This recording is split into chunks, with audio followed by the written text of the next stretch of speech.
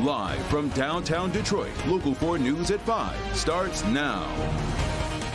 Prosecutors say he was starved to death. A mother and father charged with the murder of their 2-year-old son. And that story tops our news at 5. Thank you for being with us. I'm Kimberly Gill. Good evening, everybody. I'm Karen Drew in for Devin Skillion tonight. Sierra Pearl Zaitona and Jonathan Cheek are both now being held on $1 million bond as horrifying details of the case are revealed. Let's get to Priya Mann. She joins us live in Macomb County for the very latest. Priya. Karen, Kim, good evening. Prosecutors say this is a significant case. Both defendants face the potential of life behind bars, accused of starving their baby boy to death. Both faced a judge here in court in Clinton Township just a few hours ago. I am devastated. I'm crushed. I've been crying all weekend. I still think about it, I want to cry. The biological parents of a 2-year-old boy were in court charged with his murder. All right, good afternoon. What's your name? Jonathan Cheek. Good afternoon, ma'am. In Macomb County Jail, what is your name? Sierra Zaitona. The cause of death was listed as starvation. Facing felony murder charges, prosecutors argued both parents are a flight risk. There is no reason for her to stay. In fact, she actually had this baby in Ohio to avoid CPS alertment, which that is not true. Wait, hold on, don't say anything. Judge, just for the record, the child was very healthy up in when it was in foster care for a period of time. And once it got into the care of these two individuals, it met its demise. Those who knew the little boy say he was once thriving. He was a happy little guy. He was active. He was, making all his milestones. He doing what he was supposed to do. Clinton Township police arrested the biological parents late last week. I'm so angry that people could actually do that to a child. I think this baby needed somebody to watch out for him. And nobody was looking out for his interest. And that needs to change. That woman you heard from knew the child. She says she was heartbroken when the child was taken from foster care and given back to the biological parents. She says red flags were missed. Things need to change. Both parents being held on $1 million bond. Their next court date is in early April. Reporting live from Clinton Township, I'm Priya Mann, Local 4.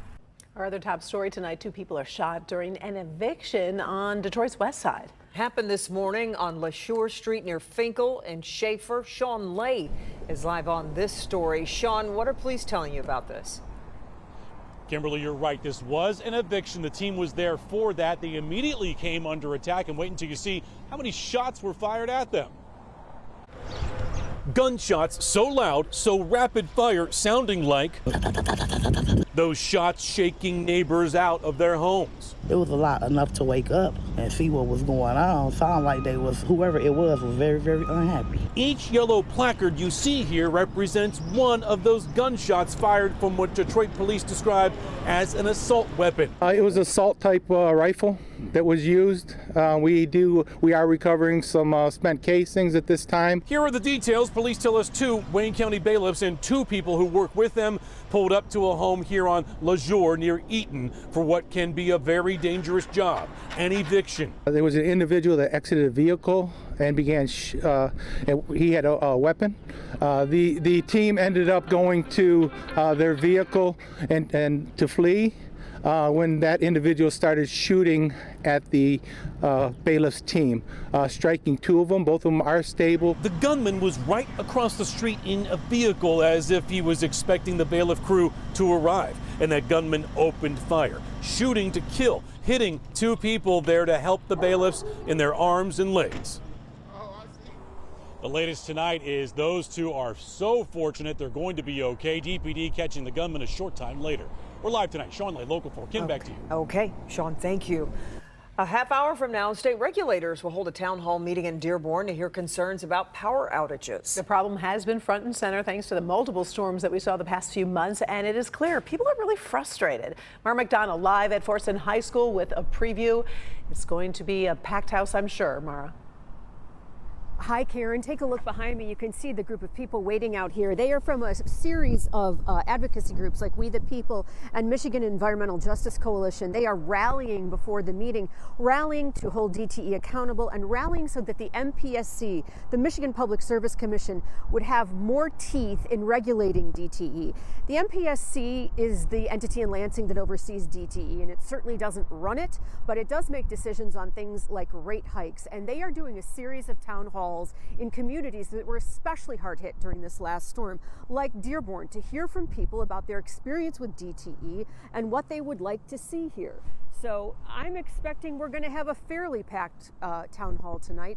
Dearborn did have some extreme problems out here. I mean, so much so that the mayor of Dearborn even, activated the police and the fire department to hand out dry ice so people could try and save something in their refrigerators and freezers. Just saw Congresswoman Debbie Dingell walk in. We're going to head in as well. We're live in Dearborn at Fordson High School. I'm Mara McDonald, Local 4. Hey, Mara, thank you. A grand jury in New York is hearing more testimony today as it weighs whether to indict former President Trump in a hush money investigation. The former president claimed he would be arrested Tuesday and called for protests around the country. But questions remain about when or if the former president will be indicted. Alice Barr is in Washington. Good evening. There are security concerns from New York to here in Washington as law enforcement braces for what could be a history-making indictment. No charges yet, but the political fallout is already underway, with former President Trump preparing for the possibility of becoming the first former U.S. president to be indicted for a crime.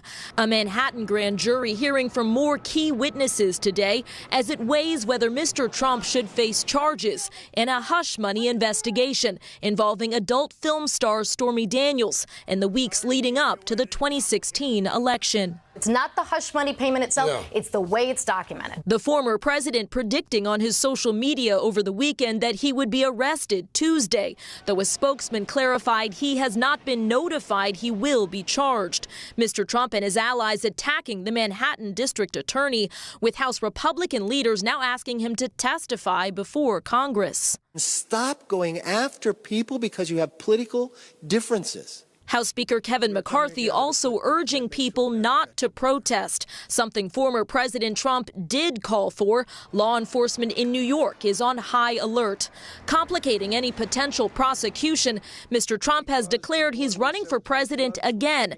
Potential rivals, including Florida Governor Ron DeSantis, joining the Republican chorus slamming the investigation, though DeSantis added this. I don't know what goes into paying hush money to a porn star to secure silence over some type of alleged affair. I can't speak to that. It all comes as the Trump legal team filed paperwork today in a separate case seeking to block potential prosecution of the former president and allies for allegations they tried to illegally overturn the 2020 election results in Georgia.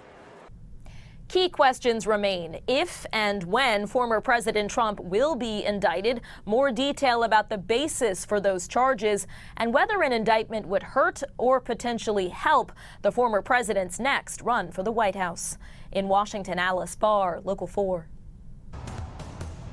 All right, let's take a live look outside from our Windsor Skycam. We've had sunshine for most of the day. Clouds started to move in, but still lucky for us. Spring right around the corner. It's 5:08, happens at 5:24. Now that we're counting down. Yeah, let's get over to Kim Adams for an update on your forecast, Kim. We are counting down the minutes. So we started this newscast in winter and we will end it in spring, which is kind of cool, right? 49, at least to me anyway, southwesterly winds. It's a little breezy out there, about 24 miles per hour in Detroit, also in Ann Arbor. So even though it's 50, it feels a little more like it's in the upper 30s to low 40s with that wind chill. 48 in Pontiac, upper 40s in Mount Clemens, still hanging on to 50 in Port Huron. And we are headed in the right direction. It's 10 degrees warmer today than it was this same time yesterday in Pontiac and Mount Clemens, also in Ann Arbor, and 12 degrees warmer right now than it was yesterday at this same time in Howell. Tomorrow we get even warmer with highs going into the low 50s. So we start out just above freezing. We make it to 46 at noon. Should hang on to at least some of our sunshine throughout the afternoon, with our high topping out at 53. I'm going to step out of the way so you can see the springtime temperature trend. We go well above normal for the next several days. You can keep track of this roller coaster ride in your neighborhood just by going to your favorite app store, typing in WDIV, and downloading the Forewarn Weather app.